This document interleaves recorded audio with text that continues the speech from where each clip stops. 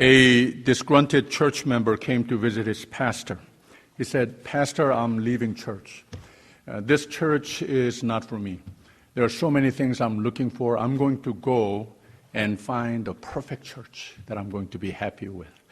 So the pastor answers him saying, "Well, I'm really sorry to see you go, but you need to be happy. And when you go out and look for that perfect church, I hope you can find it. But when you do find that perfect church, I have to tell you, don't join that church. Because once you join that perfect church, because of you, that church won't be perfect anymore." He made him laugh, but he said, "Seriously, I know this church isn't perfect. What church is perfect? Until we go to heaven, there isn't going to be any life environment, let alone a church that is going to be perfect." We have to acknowledge the fact that church is imperfect. In fact, many people say church is like a hospital. Imperfect people come to be healed, to be restored of God's peace, to regain the strength and hope, not only for their own lives, but to be used as instruments for God's, Jesus' gospel. And he added by saying, "You know, of course this church isn't perfect. Did you ever think this way? You might be here, God might have put you here because this church isn't perfect. Because there is so much work to do. Please think that you are here by God's will, and God wants to bless you and use you to make this church a little bit more like heaven because of you." Next Sunday is church anniversary. The installation of elders and 권사님s is also happening. Let us be thankful for the gift of this church. Let us be thankful for 29 years ago, a handful of people answered the call of God to come together and realize God's dream, to place this beautiful church here in this generation, in this place. Let us be thankful, but at the same time, let us also know that it took love for God, it took that strong desire and strong dedication, and sometimes a huge sacrifice for a church to be made possible. Let us know that that is what made church possible until today. And from today into the next generation, what will make this church possible is your strong love for God and thanksgiving of the gift of this church, and also dare to dedicate your lives to be an instrument of God's building of His, a foretaste of God's kingdom here in this place through this church. God wants to use you. That's why you are here. Let us do our best to look forward to the future generation as we are going to embrace the day of celebration of 29th church anniversary next Sunday. This week, I would like to encourage every one of us to pray earnestly so that God will fill our hearts with not only thanksgiving, but also that sense of dedication, love for God, love for church, love for one another, even through sacrifice. And because of you, this place will become that much more like God's kingdom. 아멘. 29년 전에 하나님은 꿈이 있으셨습니다. 여기 뮤리에타 테메큘라 지역에 한인들을 위한 교회를 꿈꾸셨습니다.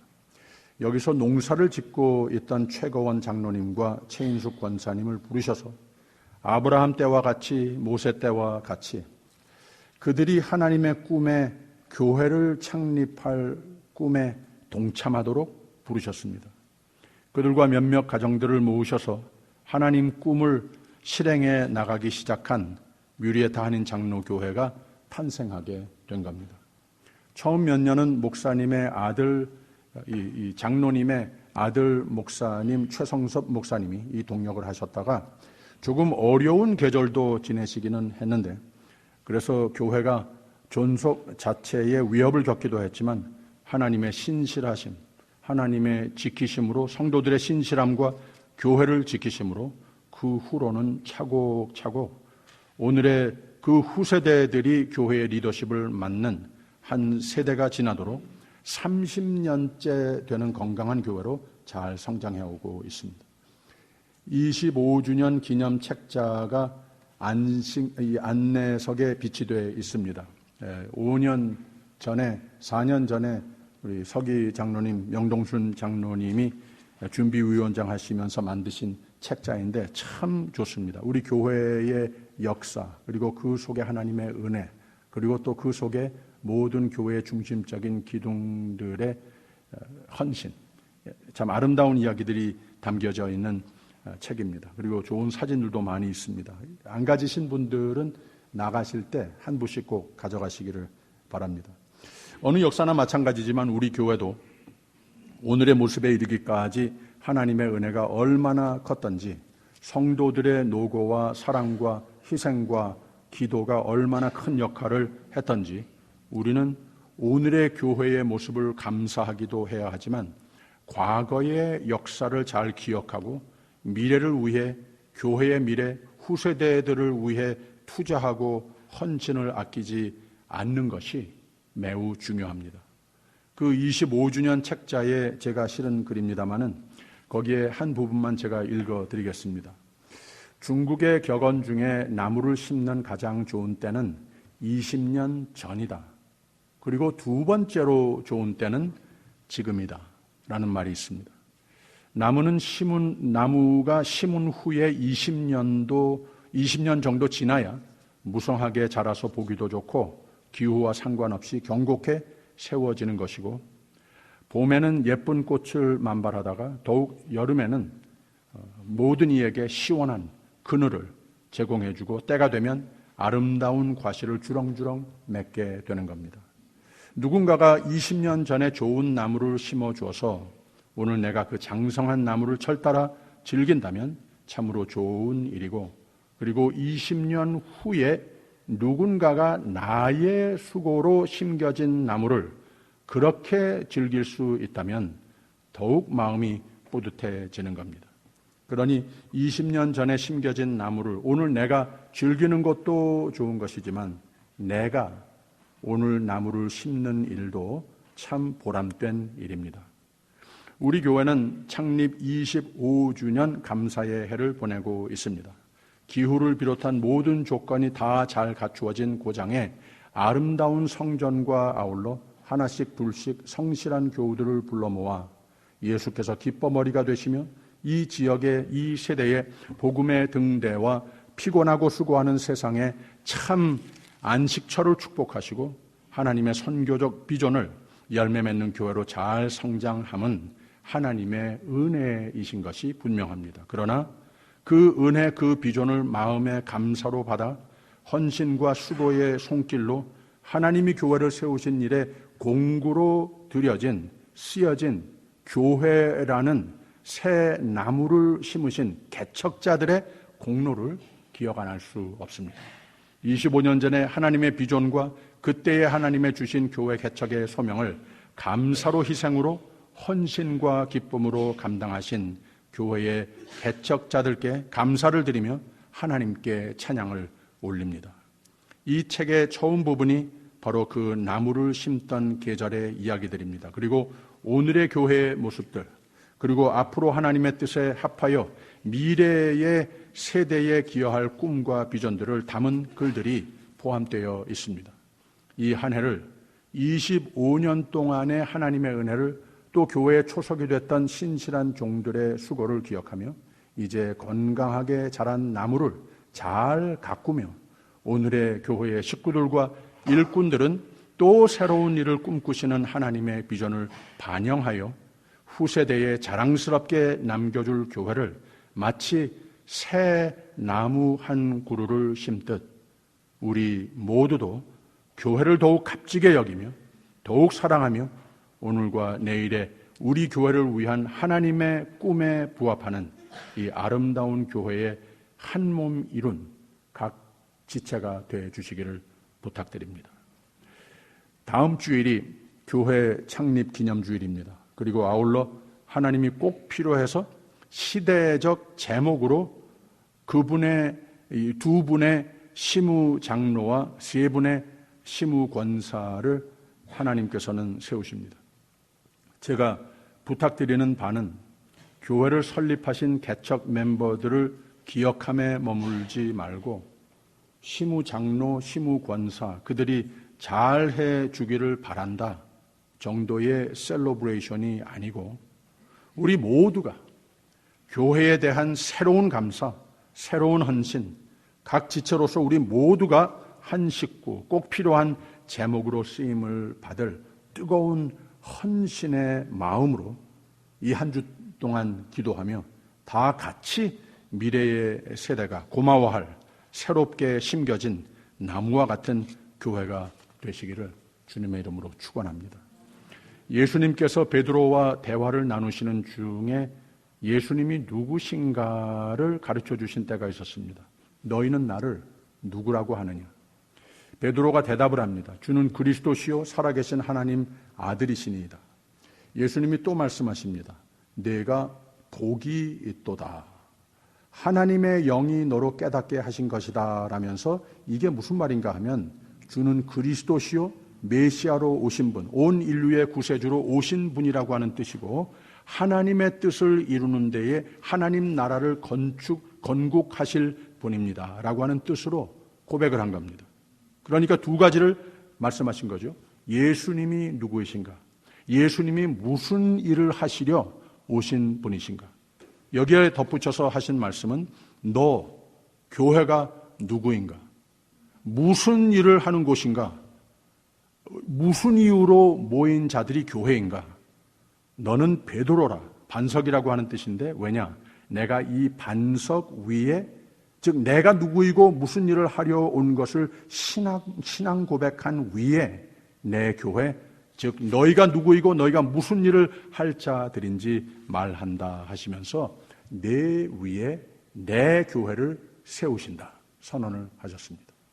이렇게 예수께서 누구신지 잘 알고 예수가 무슨 일을 하시는 분인지 잘 아는 이 신앙 고백이 있는 곳에는 이 신앙 고백이 있는 자들의 삶에는 예수님은 예수님의 아이덴티티, 즉 예수를 닮는 자들, 예수가 하시는 일을 같은 권능을 소유함으로 동력하게 되는 것이다 라고 하는 말씀을 내 교회를 세우리니 음부의 권세가 이기지 못하리라 라고 대단한 권능을 부어 넣어 주셨습니다. 그래서 이 예수님과 베드로 사이의 대화 속에서 우리가 알 수 있는 것은 예수님의 자아와 그의 인생의 목적입니다. 그리고 교회, 즉 베드로와 같이 예수를 그리스도로 시인하고 하나님의 아들, 곧 하나님으로 영접하는 자는 그 공동체는 크리스찬이라고 하는 이름이 주어지는 것이고 교회를 이루며 예수와 함께 권능으로 하나님의 도우심으로 인생의 목적을 발견하고 이루어 나아갈 능력으로 살게 되는 거라고 하는 말입니다. 그래서 이어서 하신 말씀이 내가 천국 열쇠를 내게 주리니 내가 땅에서 무엇이든지 매면 하늘에서도 매일 것이요 내가 땅에서 무엇이든지 풀면 하늘에서도 풀리라. 즉 교회가 성도가 이 목적의식을 살아서 무슨 꿈을 품든지 하나님 꿈이 되는 것이고 무슨 일을 하든지 예수의 권능의 소유자가 돼서 다 잘 된다라고 하는 말씀을 하시는 겁니다. 이 대화 후에 예수님은 또 한 겹으로 예수가 누구이시고 예수가 어떤 그리스도로서 삶의 목적을 바라보고 사시는 분이신지 또 교회가 믿음의 사람들이 어떤 사람들이고 어떤 목적의식으로 살며 예수나 교회나 어떤 필수적인 조건이 따르는가 교훈을 또 주셨습니다. 예수님은 자신의 받을 고난과 십자가의 죽으심을 예언하셨습니다. 베드로는 예수님을 붙들고 주여 그리 마옵소서라고 외칩니다. 그런 말 하지 마세요 하는 거예요.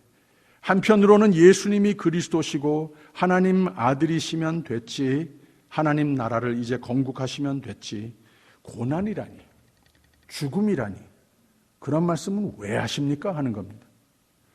교회, 성도, 제자가 예수님과 같은 자아와 세상에 하나님 나라를 설립하시는 데에 권능을 가지고 동참할 거라라고 하는 기분 좋은 말씀 잘 하시고 나서 예수님이 고난, 죽음 당하시면 꼭 예수님이 염려돼서 하는 말이 아니고 혹시 우리도 고난입니까? 혹시 우리도 죽음입니까? 납득이 안 가고 듣기 싫은 말씀을 하시는 겁니다.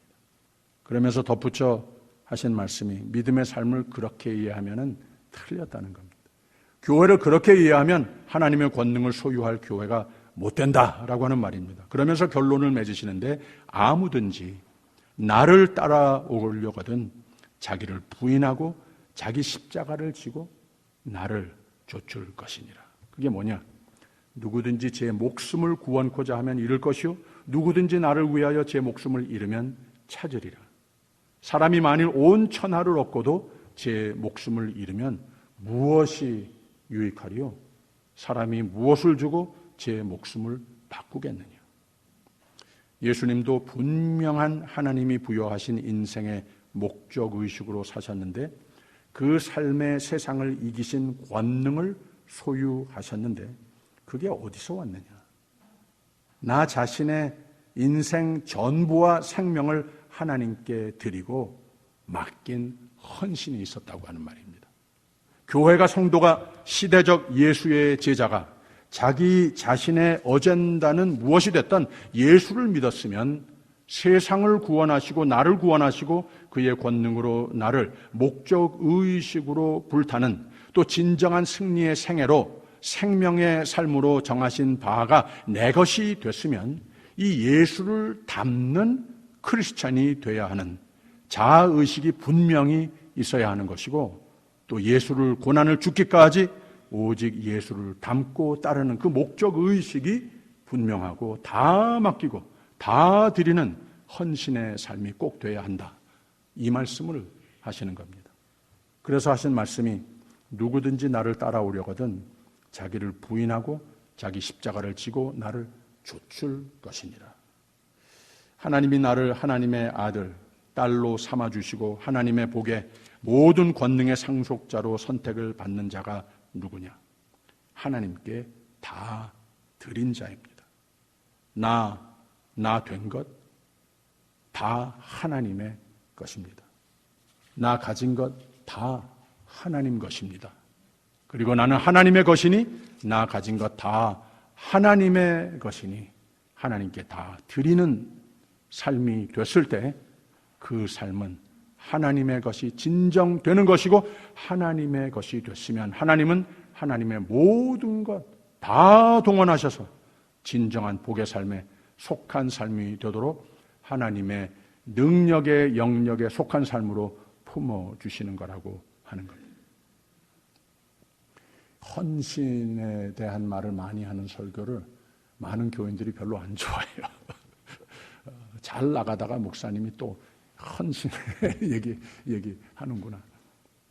근데 헌신을 그렇게 볼 게 아닙니다. 우리가 분명히 이해해야 할 것이 있습니다. 헌신이라고 하는 것, 희생이 아닙니다. 다 드린다고 하는 것, 뭘 손해보는 것 아닙니다. 줄을 따는 것, 따른다고 하는 것, 나의 아이덴티티를 잃어버리는 것 아닙니다. 헌신은 여러분 좋은 겁니다. 헌신은 다 나를 위한 겁니다. 다 드린다고 하는 것은 세상에 이룬 것, 자랑할 것을 조금은 남겨둬야 사는 것이지 조금은 좀 빼놔야 하는 것이지 어떻게 다 갖다가 그냥 퍼버리느냐. 이렇게 생각할 게 아니라고 하는 거예요. 내 삶을 하나님의 모든 풍성함과 또 너무 물질주의와 불안과 억압에서 참 자유를 누리며 나의 필요한 것은 하나님의 은혜로 다 채우는 참 평안을 누리는 삶을 누리는 원리가 바로 거기에 있다는 겁니다. 다 드리는 것이 다 받는 겁니다. 주를 따른다고 하는 것은 때로는 고난이나 때로는 외로움이나 때로는 십자가이나 나의 이 생과 영원히 생명의 주이신 예수와 동행하시는 삶이 된다고 하는 것은 바로 우리를 위하여 분부하시는 헌신의 삶 속에서 이 기쁨을 발견하게 되는 겁니다. 헌신에 대한 얘기들이 성경에는 많이 있습니다. 아마 그 중에 가장 대표적인 얘기가 오늘 말씀에 베다니 마리아의 향유를 예수님 발에 부은 얘기입니다. 성경은 대단한 나의 삶의 전부를, 나의 삶을 예수께 다 드린 대표적인 헌신의 사건으로 기록하고 있습니다. 참으로 자신의 재산의 전부가 되는 자기 자신을 철저하게 전적으로 부인하며 예수께 모든 것을 부어버렸는데, 예수님이 그 집에 있던 모든 사람들이 그 향유의 냄새가 그 집에 가득 채우기도 했지만 그것보다도 그 마음 속에까지 감동을 받았습니다. 예수님까지도 감동하셨습니다. 왜 감동하셨는가? 예수님이 기분 좋으셔서 이 비싼 것을 나를 위해서 다 부어버렸구나. 아니에요. 그 헌신된 삶이 잘 될 테니까, 나의 삶을 전부를 예수님께 드려버린, 예수님의 손에 들린 삶이 이제는 됐으니까 이 삶이 다 잘 될 테니까 크게 감동하셨습니다. 그 자리에서 가룟 유다의 생각과 말과 자세가 분명히 드러나죠. 5절에 이런 말이 있어요. 이 향유를 어찌하여 300데나리온에 팔아 가난한 자들에게 주지 아니하였느냐 하니 라고 그랬습니다. 남의 큰 헌신을 보면서 처음부터 나쁜 사람이 되고자 해서가 아니라 그냥 그런 자기를 부인하고 내 십자가를 지고 예수를 따르고 예수를 따르면 다 주시는 이 참 하나님께서 복으로 채우시는 그 삶, 다 예수님께 드립니다 하는 그 삶, 이런 것을 보았을 때 나는 하지 못합니다. 남이 그대로 못하는, 그대로 안 하는, 타당성 있는 적당히 하자라고 하는 이유를 댈 줄 아는 이런 남을 보는 눈, 자신을 보는 눈의 상징적인 모습이 가룟 유다입니다. 그리고 물론 마리아는 이렇게 머리가 잘 안 돌아갑니다. 저 사람 말이 옳은지, 세상 사람들은 어떻게 벌고 살고 노후 대책을 어떻게 하는지 잘 모릅니다. 근데 한 가지 분명히 마리아가 아는 것이 있었습니다. 내가 나 자신을 부인하고 내 십자가를 지고 다 예수께 드리고 오직 예수를 따르며 살면 나는 예수의 것이 된다. 이거 확실히 알았습니다.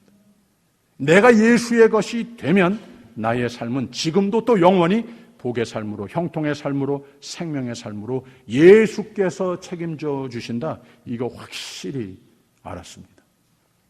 그러나 가룟 유다는 나 예수님 거 아니라는 말입니다. 내 것은 내 거지 예수님 거 아니라는 거예요. 여기서 돈에 대한 윤리관, 하물며 예수를 따르는 삶의 신조도 예수님의 말씀을 자기의 생각과 세상의 지혜와 늘 머리를 굴려 타협하는 그런 모습이었습니다. 그러다 보니까 사람이 어떻게 변하는지 보세요. 아직 예수의 제자의 신분이었고 무슨 큰 죄를 모략하는 그런 사람도 아니었습니다. 나름대로 잘 하려고 하는 사람이었습니다. 근데 나중에 가보면 믿음은 떠나고 예수님께 향했던 충의도 없어졌고 그 마음에는 예수를 죽이려고 하는 마음까지 생겼어요. 그래서 제일 마지막에 예수님께서 그렇게 이 아이도 구원해 보려고 하시는데 예수님의 마음을 그냥 등지고 밖으로 나가버렸다고 그랬어요. 그런데 그 밖으로 나간 발걸음을 매우 상징적으로 기록을 하고 있는데 유다가 나가니 밤이 일어라 라고 그랬습니다. 빛이신 예수님을 등지고 내가 예수의 것이라고 하는 내 삶의 주인 되시옵소서, 거기에서 참 생명의 빛으로 넘치는 삶을 떠나 유다가 나가니 밤이로라. 어두운 삶이 되고 말았습니다. 후목불가조라고 이 썩은 나무는 제목으로 쓸 가치가 없어지는 것이다 라는 말이 있습니다. 우리가 무엇에 쓰임을 받기 위해서도 물론이지만 참으로 거기에서 따르는 영예와 보람과 하나님께서 예비하신 복으로 승리로 넘치는 삶이 되기 위해서는 다른 방법 없습니다. 하나님의 것이 된 나의 삶인가? 하나님의 진정 손에 들리워 사는 나의 삶인가? 이 진단은 종종 해봐야 합니다. 다시 마리아로 돌아와서 자신을 부인하고 십자가가 되어도 오직 예수를 따르며 모든 것 다 예수님께서 알아서 해주세요 하면서 자신의 모든 전부를 예수께 다 드렸을 때, 맡겼을 때 그 생애는 한층 더 큰 믿음으로, 한층 더 큰 예수님의 인정과 생명의 삶으로, 더 나아가 세세토록 믿음의 본, 헌신의 본, 예수를 가장 잘 따르고 닮는 분으로 인정을 받는 축복 위에 축복을 받게 됩니다. 베다니 마리아와 비슷한 대단한 헌신으로 예수님의 칭찬을 받은 이야기가 곧 가난한 과부 얘기입니다. 배경은 예수님이 소위 부자들이 헌금하는 모습들을 보아오시면서 그들이 좀 계산적이고 자신의 세상의 부와 스테빌리티 다 정해놓고 부분적으로 연복궤에 헌금하는 모습을 보면서 너무 계산적인 섬기는 모습을 보면서 자신의 삶의 전부를 하나님 앞에 의탁하지 못하는 좀 편파적인 믿음의 삶을 보면서 안타까워하시는 중에 이 과부가 액수는 적지만 자신의 가진 것 전부를 하나님께 드렸을 때 자신의 삶을 믿음으로 하나님께 전적으로 의탁하는 행사로 여겨주셔서 기뻐하시며 가장 큰 헌신이라고 인정하시며 축복하신 예가 있습니다. 여기서 예수님의 반응이 바로 진정한 축복의 삶의 원리를 분명히 가르쳐 주시는 바, 나의 삶의 부분적으로 믿음 생활, 헌신 생활을 하면 하나님의 복도 부분적으로 아예 누리지 못할지도 모르는, 하나님이 믿음을 믿음으로 인정하지 않으시는 헌신을 헌신으로 인정하지 않으시는 경우가 될 수도 있다는 말입니다. 오직 하나님이 기뻐하시고 인정하시고 축복하시고 참 믿음, 참 헌신으로 인정하셔서 믿음의 본, 헌신의 본으로 쓰여질 사람은 많건 적건, 부자건 가난하건 자기를 부인하고 나의 삶의 목적은 나를 생명 주신 오직 예수라는 것, 오직 예수께 내 삶의 전부를 다 드리는 삶, 바로 믿음이 이 경지까지 오른 사람을 신앙인이라고, 천국인이라고, 예수의 시대적 제자라고 세워주시는 거라고 하는 말입니다. 그래서 하나님의 복의 삶이 된 사람은 부자도 있었고 가난한 사람도 있었고 왕도 있었고 거지도 있었습니다. 귀족도 있었고 창녀도 있었습니다. 아주 사회적으로는 다양합니다. 근데 이 모두는 한 가지 공통점이 있었는데 이게 무엇인가? 다 내 삶을 다 하나님께 드려진 이런 사람들이었더라고 하는 겁니다. 하나님께 다 드리면 다 잘 된다고 하는 말입니다. 하나님께 다 꼭 드려야 꼭 다 잘 된다고 하는 말입니다. 오늘도 마찬가지입니다. 나의 삶, 나의 염려, 나의 꿈과 계획, 나의 자녀들을 위한 기도, 더욱 나는 하나님의 것입니다. 하나님이 내 삶을 통치하옵소서 하는 기도가 있는 사람은 참으로 나의 상상을 영원토록 초월하는 하나님께서 계획하신 바대로의 승리의 삶이 되는 줄 믿으시기를 바랍니다. 여러분의 삶 속에 뭐가 잘 안 되는 것 있습니까? 자녀들과의 문제들 있습니까? 부부 사이입니까? 교우들과의 관계가 좀 서먹서먹해지기도 합니까? 세상적인 윤리관 사상 중에 무엇이 지혜인지는 저는 잘 모릅니다. 예수님은 내 자신을 부인하라, 내 십자가를 지라, 나를 본 받아라, 내 삶 전부 나에게 달라, 이것은 압니다. 그렇게 한 사람이 그 삶의 문제들 해결 안 된 적 한 번도 없었습니다. 돈의 문제, 생업에 얽힌 힘든 일들, 헤쳐나갈 수단, 방법들, 인터넷에, 이메일에, 전화까지, 참 이런 소음이 꽉 찬 세대에 우리가 살고 있지 않습니까? 그 중에 도움이 되고 지혜가 될 것들 더러 있겠지만 이것 역시 나의 삶, 나의 삶의 바쁨, 나의 부와 지식, 나의 미래의 꿈을 가지고 펼치되 나와 나의 가진 모든 것, 나의 모든 꿈 다 하나님의 것이라고 하는 신조를 진심으로 다 하나님의 것입니다 라고 헌신을 해볼 수 있는 이 귀한 특권 하나님께서 우리에게 주셨는데 여기에 비하면 아무것도 아닙니다. 나의 남은 인생, 나 가진 모든 것 다 하나님 것입니다. 하나님 마음대로 저를 쓰십시오. 그러면 하나님이 어떻게 하시는 줄 아십니까? 하나님 마음대로 우리의 삶을 축복하십니다. 이 진심의 헌신 한 번쯤은 해보십시오. 그러면 그 헌신의 향내가 베다니 마리아와 같아서 하나님이 귀히 여기시는 삶이 돼서 하나님의 자랑거리로 삼는 삶으로 정하시고 반드시 복 주시고 반드시 복의 원천으로 쓰십니다. 히스기야 왕이 죽을 병이 생겼습니다. 하나님 앞에 이런 기도했습니다. 하나님, 나는 하나님께 다 드린 삶 아닙니까? 하나님, 나 지금 죽으면 안 됩니다. 하나님 저 필요하십니다. 하나님 일 위해서 나 살아야 되겠습니다. 그렇게 기도했더니 하나님은 마음을 바꾸셔서 기적을 베푸셔서 그 생명을 연장시켜 주셨습니다. 그러니 이것도 우리의 염려거리가 종종 되곤 하죠. 건강으로 쇠약해지셨습니까? 너무 오래 낫지는 않고 점점 자신이 없어지기도 합니까? 내가 나아야 할 이유를 분명히 정하십시오.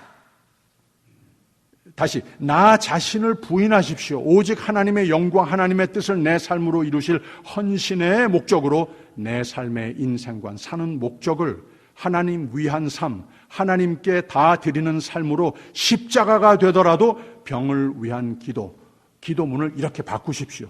나 하나님 겁니다. 나 이제 하나님 마음대로 쓰십시오. 진심의 헌신의 기도를 드리십시오. 그리고 그런 구체적인 계획을 막 만들어 보십시오. 그런 믿음이라면, 그런 헌신이라면 하나님은 반드시 여러분들의 몸과 삶에 기적으로 회복을 이루실 것을 저는 믿습니다. 이 해의 창립 기념주일은 다음 주일인데 그냥 형식으로 행사로 지내보지 않는 우리가 되기를 바랍니다. 임직을 받으시는 5분과 아울러 우리 모두 더욱 복된 교회로 모두 한 마음으로 멋진 헌신의 결단을 해보는 날이 됐으면 좋겠습니다. 그러면 하나님은 더욱 멋지고 하나님이 감동하시는 복 주시는 생애로 만드셔서 다 함께 천국과 같은 교회를 이루며 이 30년이 또 흐른 후에 이 교회의 교인들은 교회를 자랑스러워하며 여러분이 이룬 오늘 교회를 그 세대가 이 교회를 이룰 그 세대의 교우들이 여러분들을 고마워할 겁니다. 기도하겠습니다.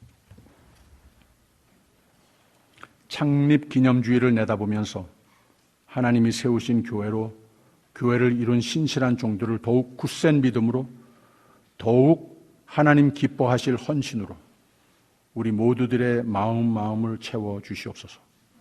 그래서 건강하고 부흥하며 하나님의 꿈, 참으로 천국과 같은 교회, 모두에게 참 안식처가 되는 교회, 전도와 선교의 열매를 맺는 교회가 이루어지도록 하나님의 마음이 감동이 되시도록 우리 모두는 다 한번 멋진 헌신을 해보도록 성령이여 충만케 채우시고 우리를 도와주시옵소서. 예수님 이름으로 기도합니다. 아멘.